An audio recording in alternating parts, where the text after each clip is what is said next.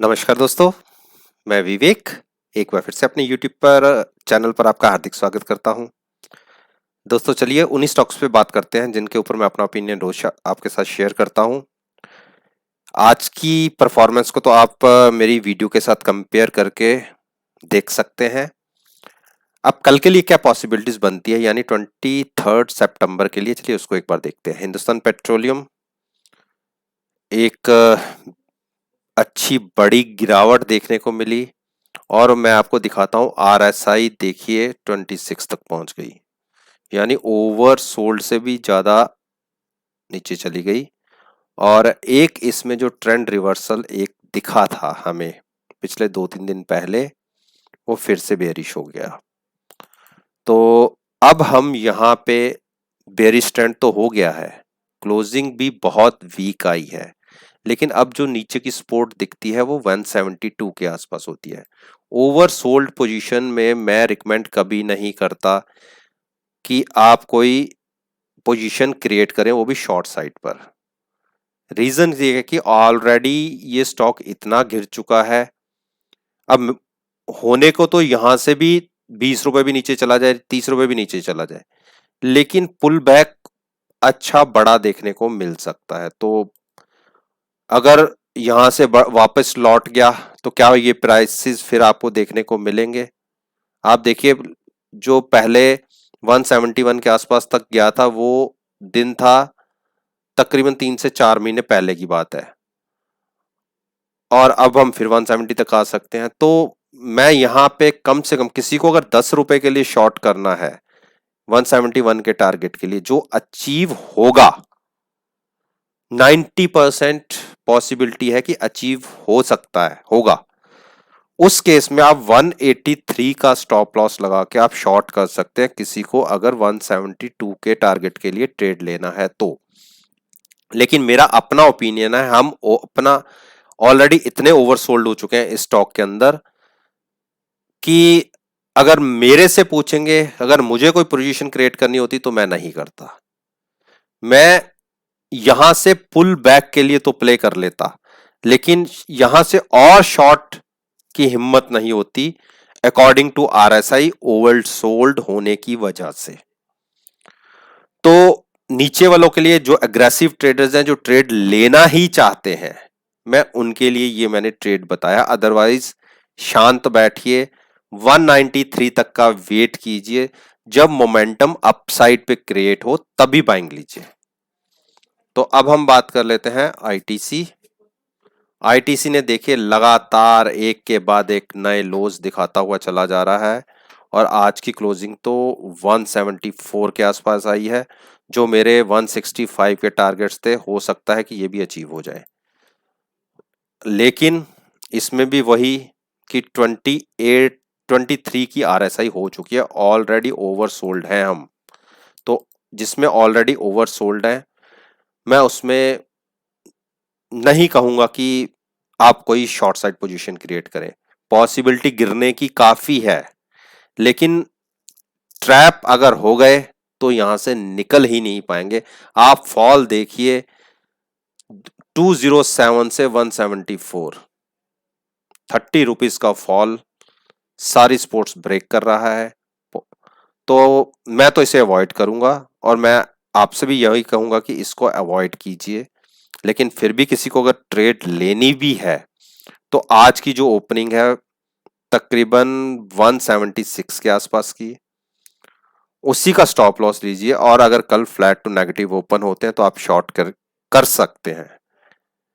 उस केस में 165 के टारगेट्स देखने को मिल सकते हैं, लेकिन ओवरसोल्ड होने की वजह से मैं तो अवॉइड करूंगा।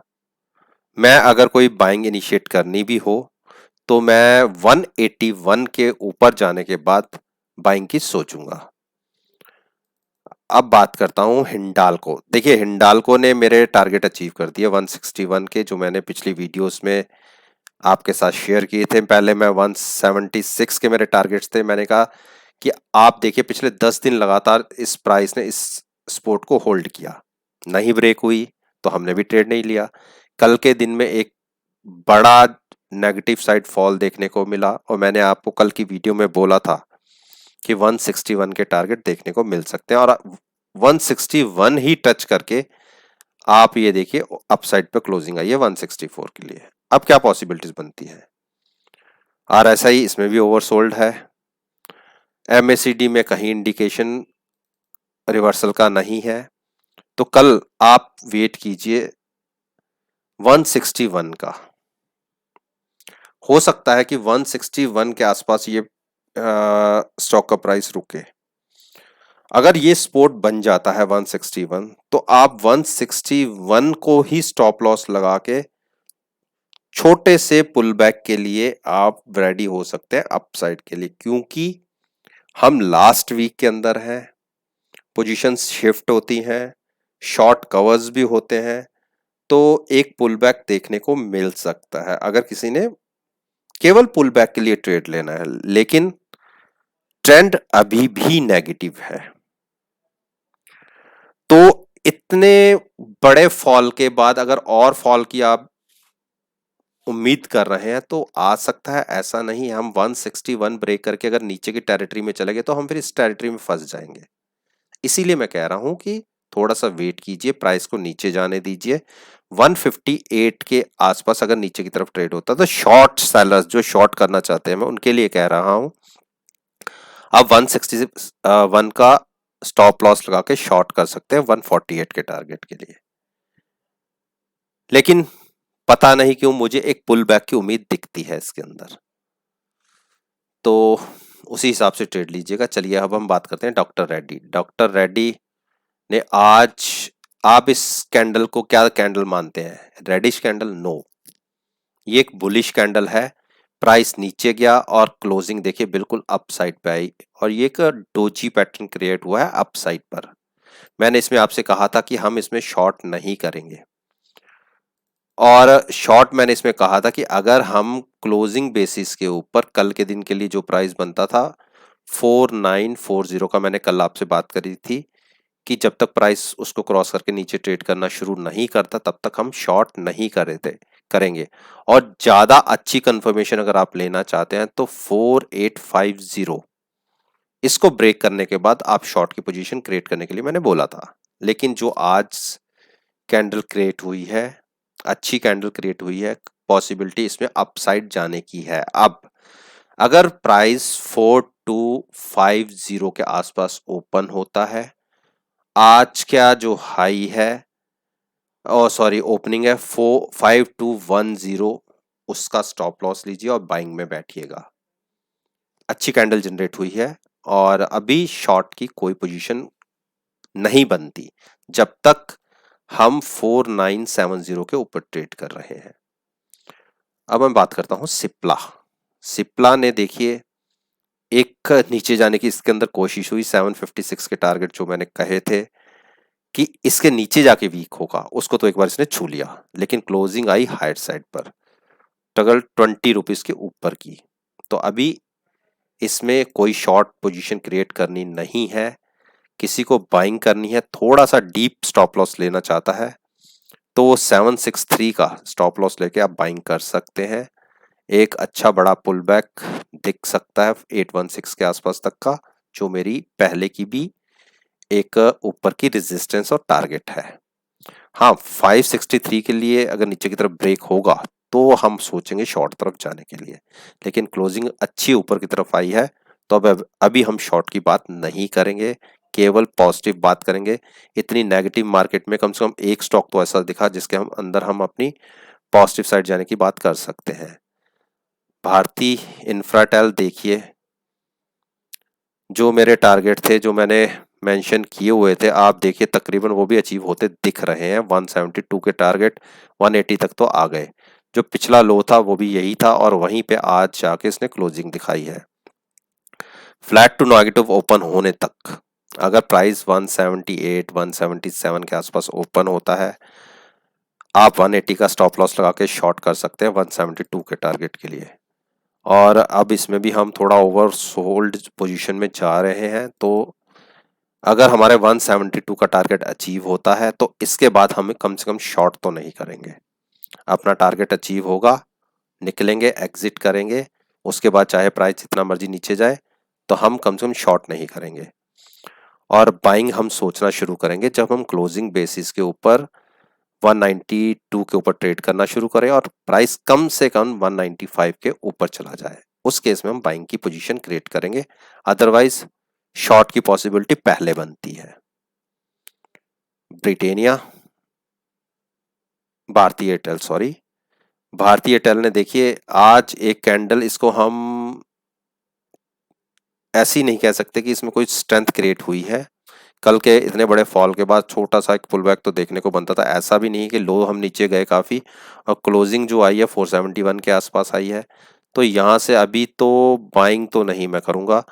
रीजन है कि जब तक हमें इंडिकेशन ऊपर की तरफ नहीं मिलता तब तक हम बाइंग तो नहीं करेंगे, लेकिन यहाँ मैं सेलिंग की भी थोड़ा सा अवॉइड करने की कोशिश करूंगा। रीजन है हम ओवरसोल्ड हैं, ओवरसोल्ड में पुल बैक भी बड़ा जबरदस्त आता है, चाहे वो शॉर्ट कवरिंग की वजह से आए या पोजीशन शिफ्ट हो। वो क्योंकि हम क्लोजिंग वीक में है तो ऐसी कोई एक संभावना बनती दिख सकती है, तो अवॉइड कीजिए। बजाज फाइनेंस, बजाज फाइनेंस की आज की कैंडल देखिए, ये कैंडल बेरिश कैंडल नहीं है, नीचे प्राइस गया और क्लोजिंग आई ऊपर की तरफ, लेकिन हाँ एक्सपोर्ट तोड़ के नीचे क्लोज कल भी हुआ था, आज भी हम नीचे ही हैं। लेकिन इतनी बड़ी कैंडल को आप बेरिश कैंडल मत समझिएगा, क्लोजिंग कल से थोड़ा सा नीचे ही आई है बस। तो हम इसके अंदर अकॉर्डिंग टू एमएसीडी अभी भी हम ओवरसोल्ड हैं, ओ सॉरी डाउन ट्रेंड में है और हम डाउन ट्रेंड के साथ ही चलेंगे। अगर स्टॉप लॉस आप लेना चाहते हैं तो 3360 का आप स्टॉप लॉस लीजिए। फ्लैट टू नेगेटिव ओपन होते हैं, 40 रुपीज ऊपर का मैंने आपको स्टॉप लॉस बताया है। फ्लैट टू नेगेटिव ओपन होते ही 10 से 15 मिनट वेट कीजिए, उस केस में आप पोजीशन शॉर्ट कर सकते हैं 3170 के टारगेट के लिए। अगर 3170 ब्रेक होता है तो एक और नीचे का बड़ा टारगेट्स ओपन हो जाएगा और बाइंग हम सोचेंगे जब मार्केट में थोड़ा सा ट्रेंड ठीक हो, तब हम बाइंग की तरफ सोचेंगे। हमें कभी भी मार्केट से लड़ना नहीं है। 3530 का एक ऐसा प्राइस है जिसके ऊपर इसमें एक अच्छा बढ़िया अप ट्रेंड कंटिन्यू हो सकता है, तो तब तक जब तक उस प्राइस को क्रॉस नहीं करता तब तक हम बाइंग क्यों करें।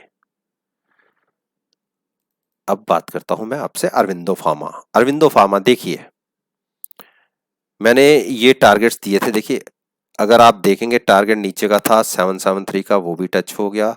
788 का तो कल ब्रेक हुआ था। आज कितनी बड़ी बेरिश कैंडल बनी, देखिए नीचे का टारगेट अचीव करने के बाद क्लोजिंग आई है 801 की।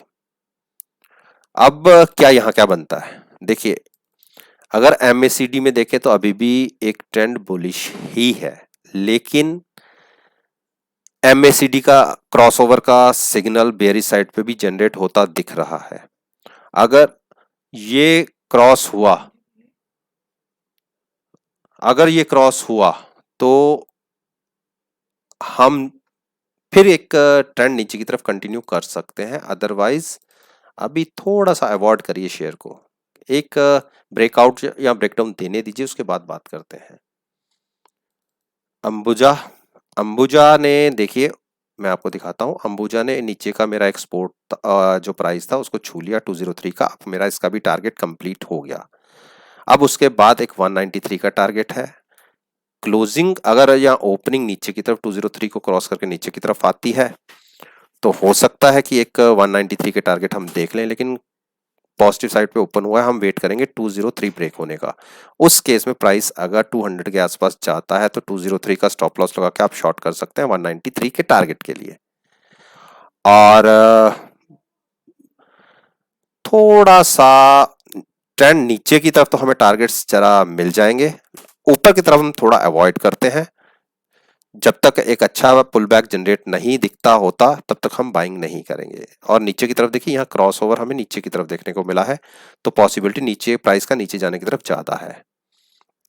तो दोस्तों ये वो 10 स्टॉक्स थे जिसके ऊपर मैं अपना ओपिनियन आपके साथ शेयर करता हूँ और कहता हूँ कि आप नेक्स्ट ट्रेडिंग सेशन में आप मेरी वीडियो के साथ प्राइसेस को कंपेयर कर लीजिएगा और आपको बहुत अच्छे रिजल्ट्स मिलेंगे। और अगर समझते हैं कि आपको वीडियो से कोई इन्फॉर्मेशन मिली है और आपको कुछ बेनिफिट्स हुए हैं सीखने में, तो आप मेरे YouTube चैनल को सब्सक्राइब कीजिए, साथ में बेल आइकन का बटन भी प्रेस कीजिए और मेरी वीडियो को शेयर करना मत भूलिएगा। इसी बात के साथ मैं आपसे विदा लेता हूँ और एक नई वीडियो के साथ फिर से आपके सामने आऊंगा। तब तक के लिए धन्यवाद। Take care.